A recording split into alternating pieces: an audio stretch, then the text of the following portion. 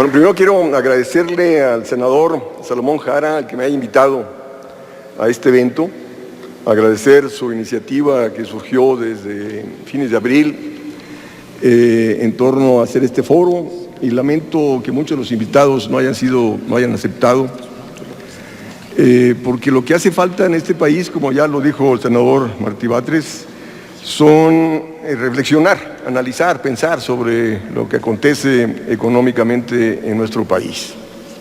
Agradezco la presencia del senador Martí Batres, de la senadora Ifigenia Martínez, que tengo desde que estaba chiquito que la conozco,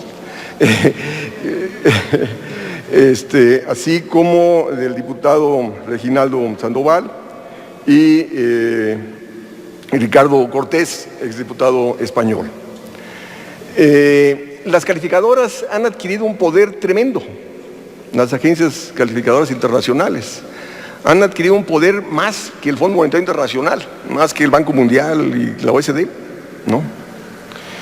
El problema de la deuda siempre ha existido, la deuda de los gobiernos, de las empresas, de las familias, y en el libro de Polanyi se señala que allá en la época de la Babilonia, de la Mesopotamia, las deudas eran condonadas cada 30 años, justo para asegurar la estabilidad económica, política y social de las regiones, ¿no? Y resulta que ¿qué ha acontecido en las últimas décadas? Cada vez que México cae en moratoria de la deuda externa, tiene que negociar con el Fondo Monetario Internacional. Ahí está la crisis del 82, que nos obligaron a toda una década perdida de contracción del gasto, de devaluación, alta tasa de interés. Está la renegociación de la deuda del 88, 89, cuando Salinas de Gortari dijo que había que pararse y cantarle el himno nacional porque se había negociado bien, y resulta que en esa renegociación México fue obligado a vender la banca, a vender Teléfonos de México, a proceder a las negociaciones del Tratado de Libre Comercio que empezó a partir de enero del 94. Es decir, en cada crisis de deuda se renegocia con los acreedores, que el Fondo Monetario Internacional es el ente regulador que impone políticas económicas a su favor. Y cómo estas calificadoras internacionales vienen desde mediados del siglo XIX, también salvaguardando el interés de los acreedores. Evalúan en qué medida las políticas, las directrices determinadas por los acreedores se cumplen por parte de los deudores para asegurar condiciones de pago, ¿no? Pasamos a la primera, por favor. Entonces, estas calificadoras...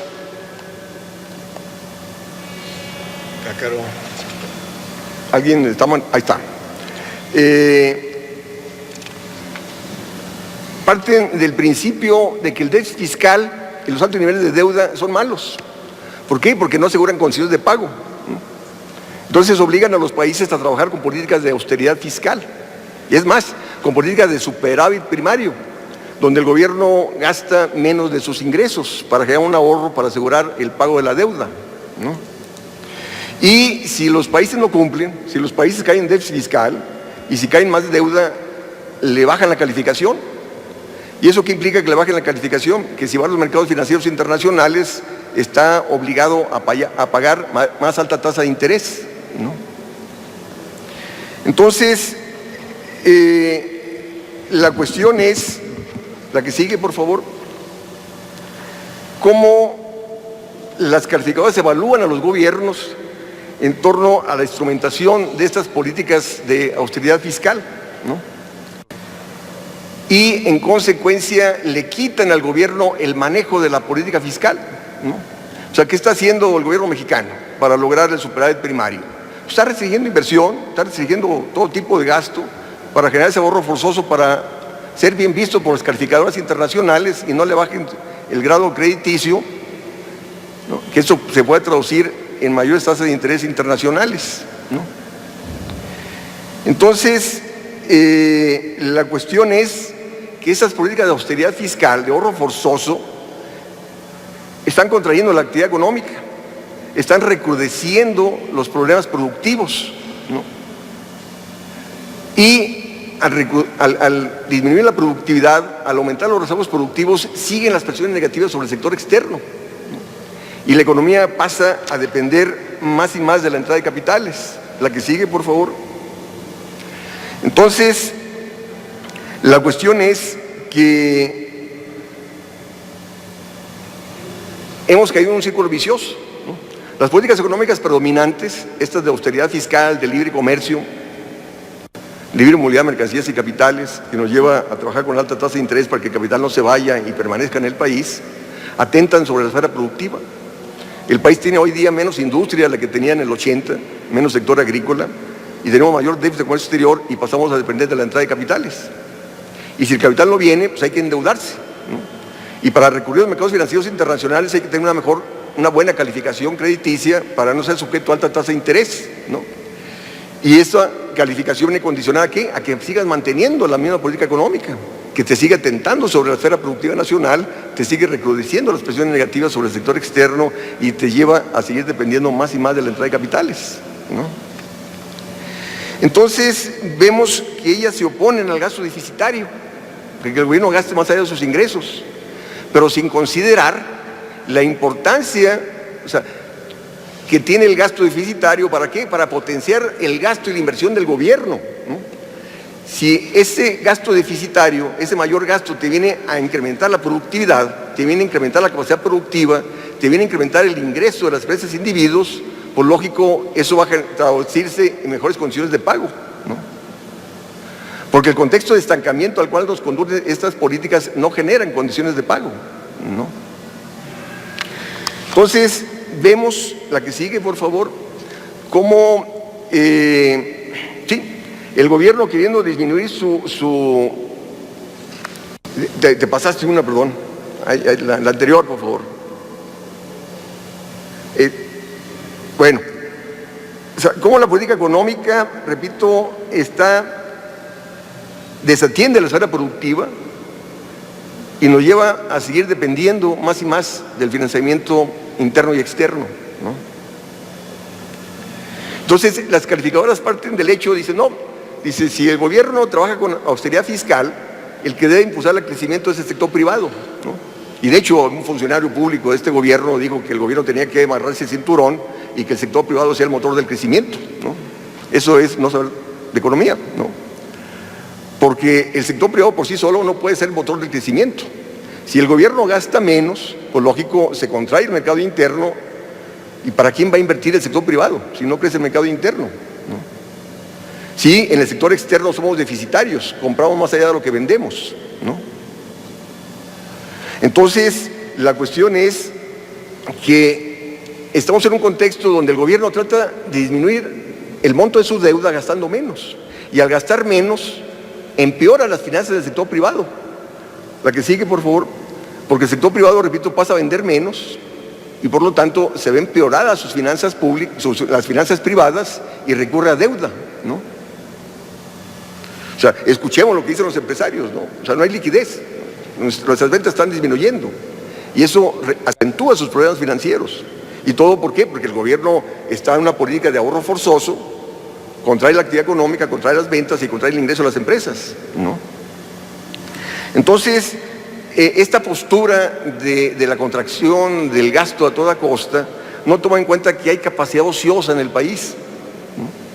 Que hay desempleo en el país, que tú perfectamente puedes incrementar el gasto público y eso no va a ser inflacionario, porque va a haber capacidad productiva que responda, incrementando la producción a ese mayor gasto y por lo tanto te evite presiones inflacionarias y presiones negativas sobre importaciones y sobre el sector externo, ¿no? Pero eso no está en la mente de las calificadoras y los tomadores de decisiones. La que sigue, por favor. Entonces vemos cómo las políticas sobre las cuales evalúan las calificadoras, estas políticas de austeridad fiscal y no endeudarte, terminan frenando la actividad económica, ¿no? Y al frenar la actividad económica, ¿qué pasa? El gobierno termina recaudando menos y al recaudar menos sigue las presiones negativas sobre sus finanzas y por lo tanto no logra el ahorro buscado para pagar la deuda, ¿no?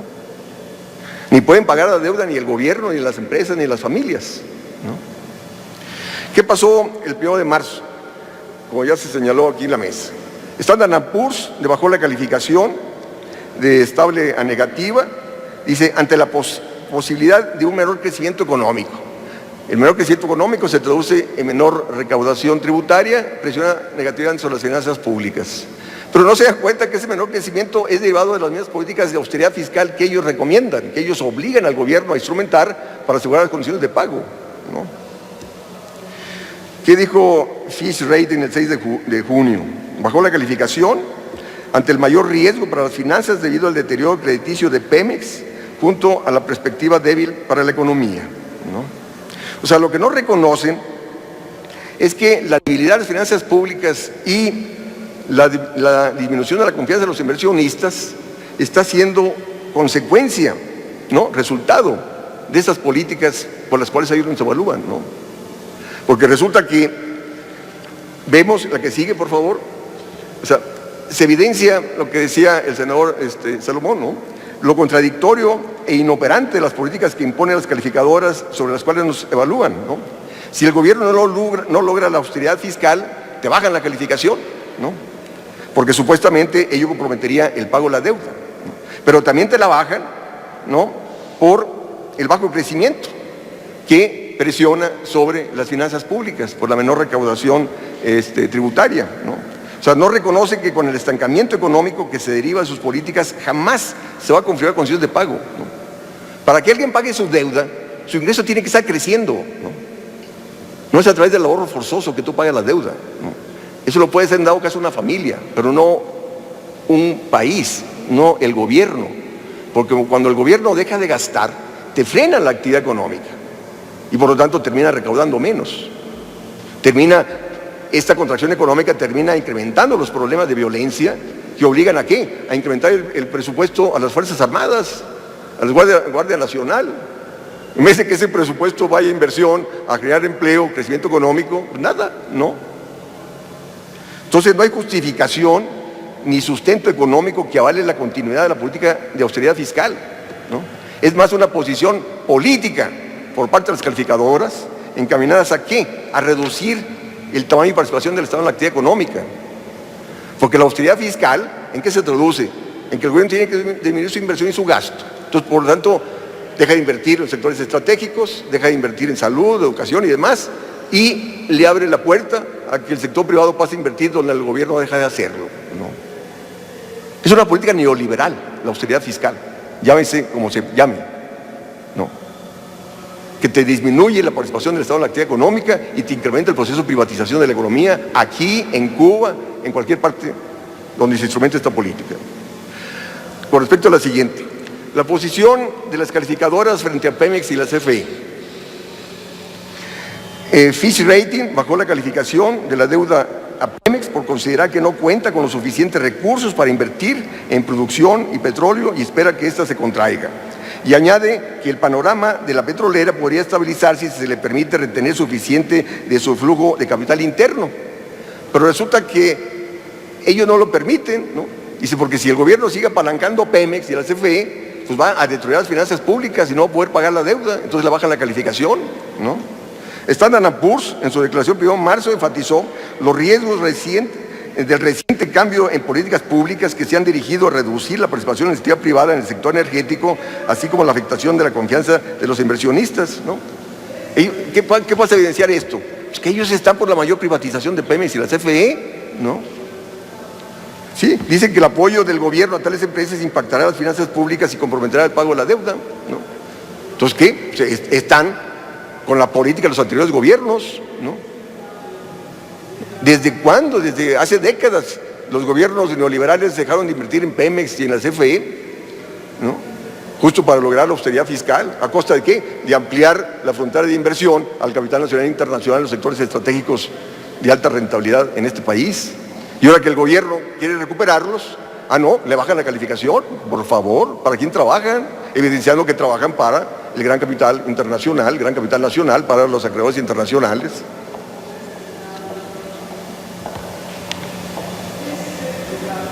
La que sigue, por favor. Fíjense, cuando ellos cuestionan el eventual déficit fiscal, no se dan cuenta que Pemex y la CFE son altamente productivas. El caso de Pemex es ahorradora y generadora de dólares, de divisas, y por lo tanto su crecimiento crea condiciones de pago, ¿no? O sea, no se dan cuenta, no están tomando en cuenta el efecto multiplicador que ese mayor gasto del gobierno tendría sobre los sectores estratégicos y sobre la economía, ¿no? No, te obligan ¿a qué? A políticas contraccionistas que te siguen destruyendo la esfera productiva, te siguen aumentando el déficit de comercio exterior y te siguen llevando ¿qué? A depender más y más de la entrada de capitales, ¿no? Para que te sigas endeudando o sigas vendiendo activos, ¿no? Para así financiar el déficit de comercio exterior, ¿no? La que sigue, por favor. Necesidad de rescatar a Pemex y la CFE y a la economía, ¿no? O sea, lo que dije anteriormente, ¿no? Las calificadoras no reconocen que Pemex y la CFE son empresas de alta rentabilidad y pueden crecer a través del déficit fiscal. Es más, así lo debato con cualquiera, ¿no? No necesita el gobierno deuda para invertir en Pemex y la CFE, en absoluto, ¿no? Ese gasto deficitario en favor de Pemex y la CFE no sería inflacionario, ni generaría presión negativa sobre el sector externo, ni generaría devaluación, porque son altamente productivas. Y repito, en el caso de Pemex, ahorradora y generadora de divisas, ¿no? La bronca es que le han quitado al gobierno el control de la moneda. ¿Para qué? Pues para achicar su tamaño y participación en la actividad económica, y si cae en déficit, caiga en deuda. ¿En favor de quién? De los acreedores. México, desde Cárdenas, ¿no? Se financiaba con billetes, carajo, ¿no?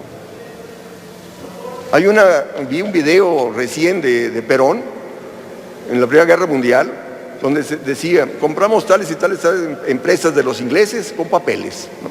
Metiendo papeles, ¿no?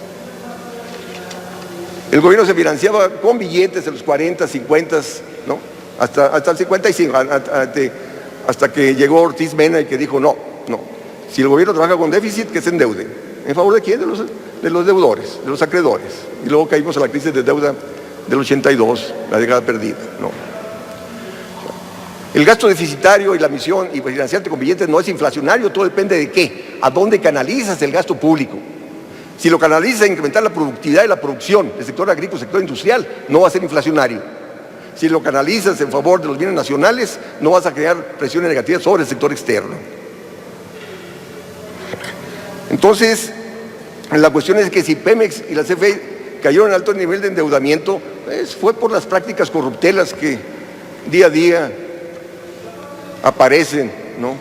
Y se denuncian, y esperemos que caigan en la cárcel los causantes de ello. Y el actual gobierno está haciendo toda una reestructuración de esas empresas en la perspectiva de rescatarlas, y ahí están las calificadoras, ¿no? Le bajan el grado de inversión si acaso invierten en tales empresas, ¿no? Y hay que tomar en cuenta, el déficit fiscal se autofinancia por la propia dinámica económica que impulsaría, ¿no? ¿Por qué? Porque, si lo canalizas, incrementar la actividad productiva, incrementar la producción, el empleo, el ingreso nacional, el gobierno terminaría recaudando más, ¿no? Y por lo tanto, al recaudar más, desaparecería el déficit fiscal impulsor del crecimiento económico, ¿no? Entonces, de no aceptar las calificadoras la mayor expansión del gasto público, se evidencia que están por la mayor privatización y extranjerización de la economía. La siguiente, por favor. Otro elemento, ¿no? Convencional, que espero debatirlo aquí, ¿no? Dice, no, es que la alta deuda limita el crecimiento económico. No. Aquí la cuestión es la siguiente. Las calificadoras no te diferencian entre la deuda interna y la deuda externa. La deuda interna está en la moneda que el gobierno emite. Entonces no hay problema de estar pagando tu deuda en pesos, ¿no? La puedes estar refinanciando permanentemente, ¿no? El problema es la deuda externa, ¿no? Y en el caso de la deuda externa, pues bueno, hay que refinanciarla y tienes que impulsar una dinámica económica que te aumente exportaciones, te aumente el valor agregado nacional de las exportaciones y avanzar en la sustitución de importaciones, que no pasa por la mente de los últimos gobiernos ni del actual, ¿no? Tienes que producir, o sea, si el país está importando 425,000 millones de dólares anuales, es un potencial de crecimiento tremendo, ¿no? Para crecer vía sustitución de importaciones, y así disminuirías el déficit de comercio exterior y por lo tanto tendrías condiciones de pago de tu deuda y dejar de endeudarte del exterior, ¿no? Y en el caso de la siguiente, sí, no, estamos bien ahí. Entonces, en el caso de Pemex, repito, en diciembre del 93 México traía un déficit de cuenta corriente de 6% del Producto Interno Bruto. En enero del 94 había $1,000 millones en tesobonos, deuda pública indicada en dólares. Todos los CETES se fueron a tesobonos. Me llama mucho la atención. A lo largo del año, las reservas internacionales fueron decreciendo y las reservas internacionales no dijeron absolutamente nada, ¿no? ¿Por qué? Porque era un año electoral, ¿no? Donde Cuauhtémoc Cárdenas iba con un 10% por arriba del candidato Zedillo, ¿no? Y la crisis estalló en diciembre del 94, ¿no? Entonces, ¿cómo las calificadoras, repito, actúan políticamente, carajo? ¿No? Ahí no dijeron absolutamente nada, había un riesgo cambiario tremendo, ¿no? Crisis del 95, que la actividad económica cayó 6.2% y la devaluación de 100%. Entonces, lo que yo señalo ahí en el trabajo, ¿no? Los países acreedores, como los organismos financieros internacionales, son los que deberían pagar a los países deudores por la repatriación de los daños ocasionados por las políticas económicas que recomiendan, ¿no? Y no nosotros estarles pagando, ¿no? O estar subordinados a las políticas económicas que ellos nos imponen a favor de ellos y en detrimento nuestro, ¿no? La que sigue, por favor. Esta cuestión, la política fiscal no debe ser evaluada en función de que cumplas con la austeridad fiscal o que bajes tu relación de endeudamiento, ¿no? La política fiscal tienes que analizarla en torno a ¿qué? Al impacto que dicha política tiene sobre la actividad económica, ¿no? Y si esta política, al tener impacto sobre la actividad económica, genera condiciones de pago, ¿no? Porque esta política que ellos nos imponen de austeridad fiscal no genera condiciones de pago, ¿no? No genera condiciones de pago, ¿no? Ahí está la situación de los países de la zona euro, ¿no? Sus niveles de endeudamiento siguen altos y en contexto de estancamiento económico, ¿no? En contexto de estancamiento no hay condiciones de pago, sigue aumentando la relación de endeudamiento, ¿no?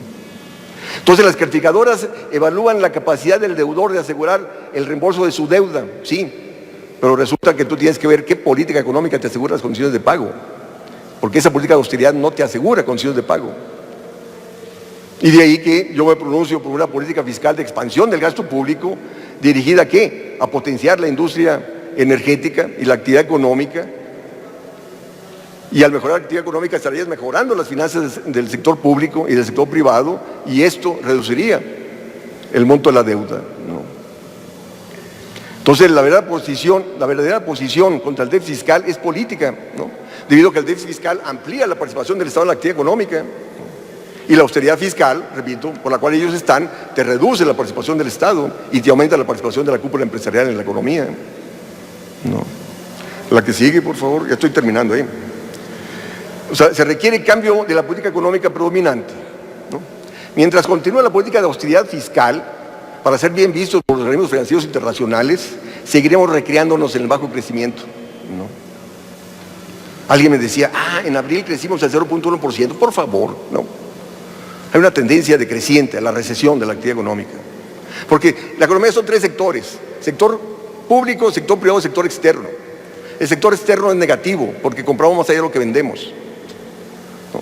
Y el sector público está gastando menos de sus ingresos. Eso te contrae la actividad económica. Entonces el sector privado está en el peor de los mundos posibles.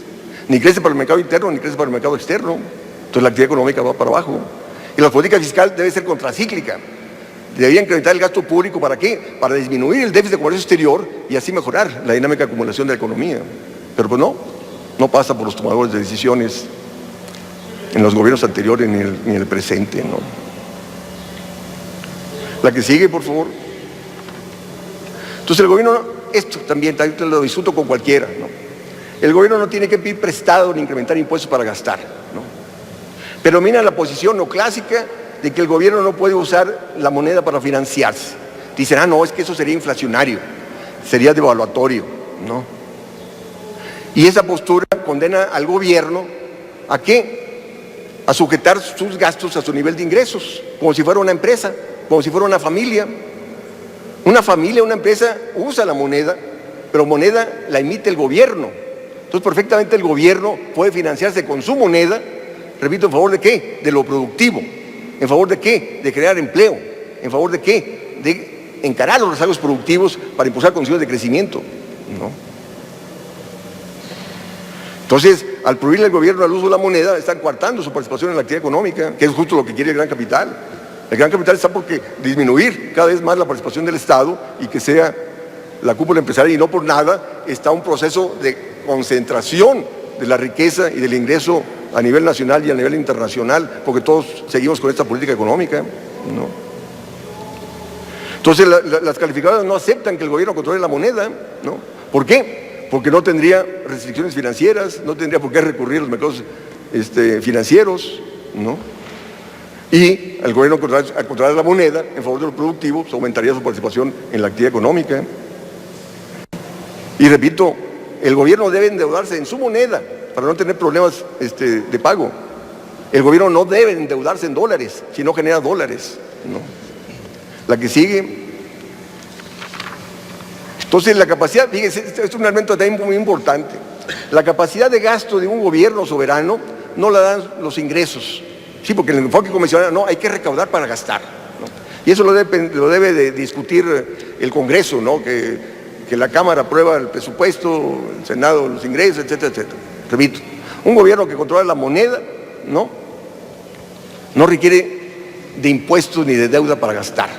La deuda y los impuestos es para regular la liquidez en la economía. El gobierno, ¿no?, puede adquirir todo aquello que se venda en su moneda. Lógico, pues si el gobierno empieza a gastar en productos importados, pues te va a llevar a déficit de comercio exterior, y si no lo puedes financiar, te lleva a la devaluación. También si el gobierno gasta más allá de la producción existente, te va a generar presiones inflacionarias, ¿no? Entonces la capacidad de gasto del gobierno está en función de la capacidad productiva. Entonces tú tienes que preocuparte ¿por qué? Por incrementar la capacidad productiva, para que haya producción, para satisfacer el mayor gasto, ¿no? Y resulta que no tenemos política agrícola, no tenemos política industrial, ¿no? Entonces eso te limita la capacidad de gasto, porque si gastas, pues lógico va a generar inflación, ¿no? Y luego también te dicen, no, es que si el gobierno se endeuda va a generar carga futura a las próximas generaciones, mayores impuestos. Pero si el gobierno te gasta déficit fiscal en favor del crecimiento económico, las empresas individuales van a tener mayores ingresos para adquirir la deuda del gobierno, ¿no?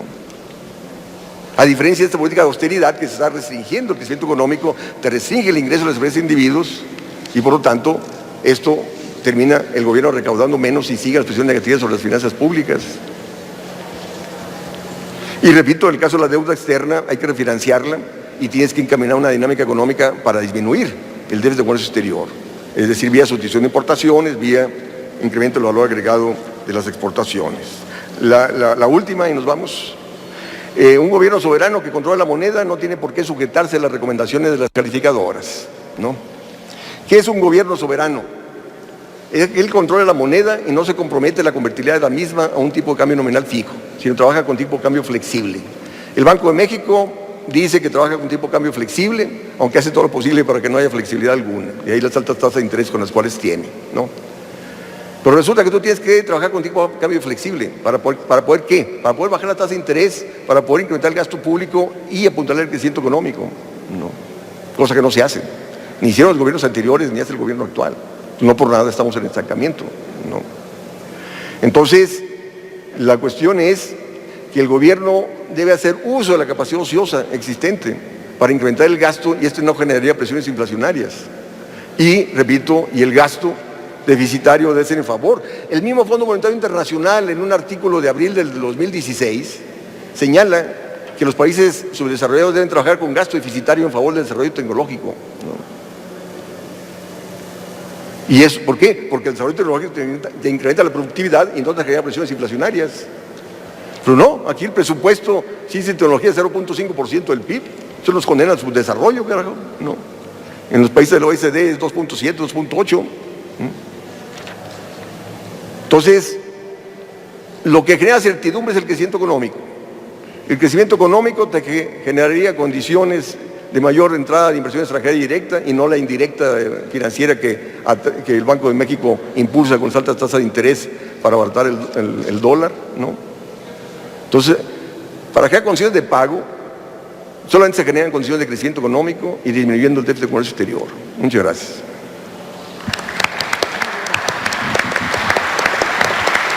Desde luego que agradecemos al doctor Arturo Huerta González, tutor de maestría y doctorado en el programa de posgrado en Economía de la Facultad de Economía de la Universidad Nacional Autónoma de México, maestro en Ciencias Económicas por la Universidad de Chile y doctor en Economía con mención honorífica por la UNAM, profesor del posgrado de la Facultad de Economía desde el 1 de enero de 1975.